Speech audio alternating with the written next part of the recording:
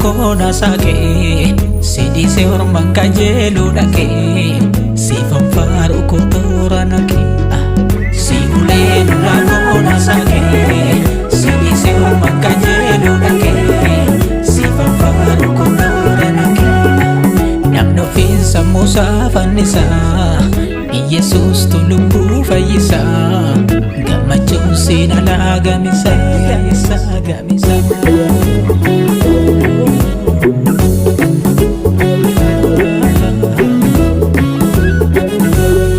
sidhamnaan guyyaadhaan caccabu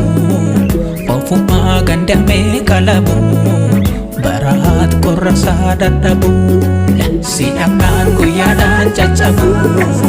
ofummaa gandamee qalabu baraat qorrasaa dadhabu ani yoomuu siif ofiin mararu humna koo saalagaan gabbaru kan si beeku ormatti hin baru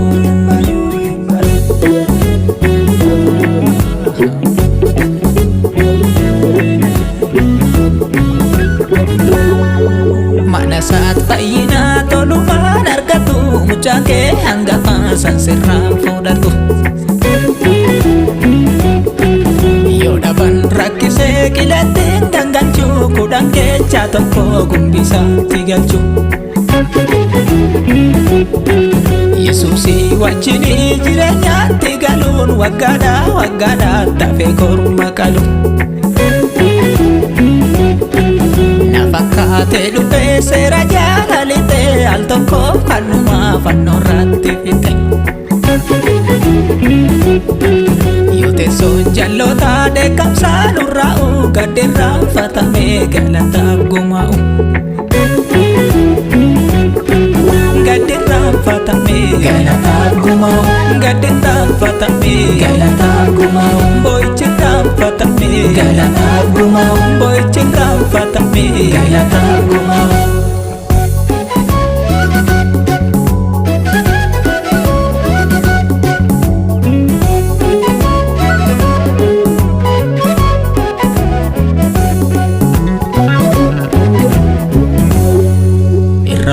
beeksisu of namaan eegsisu beeki afaan biyya lafaadhaadhaadha waan qaban haranii qabaasheetti gallaan waan haraamat garaan shee dhagaadha biyya waan qabataa dhabde waa murteessu dukkannuu balbataatti naannaawe Yesuus dhufee lubbuusaa kaffalee saba duubeenseeraa karaa dhoowe harrayyuu nagaadhii mucaa waaqaa ta'uu garaan shee namanuu dhugaan seetu ansilaa ilma keetii qulqulluu akkameetti kamishee waan kursiinatti feetu olmaan keessa kokootti waltuulee ulfinaa kee fiduufan daddaaqa jiraadhee maasii keetitti duulee gonfoo koo argachuufan carraaqa waan dachee tanarraa ija kaaseen kee ta'uu koo iyyee hundatto deecha seera kee jaalachuu koo harka baaseen dhalootaatti rageecha olmaan keessa kokootti waltuulee ulfinaa kee fiduufan daddaaqa jiraadhee maasii keetitti duulee gonfoo koo argachuufan carraaqa waan dachee tanarraa ija kaaseen kee ta'uu koo iyyee hundatto deecha seera kee jaalachuu koo harka baaseen dhalootaatti rageecha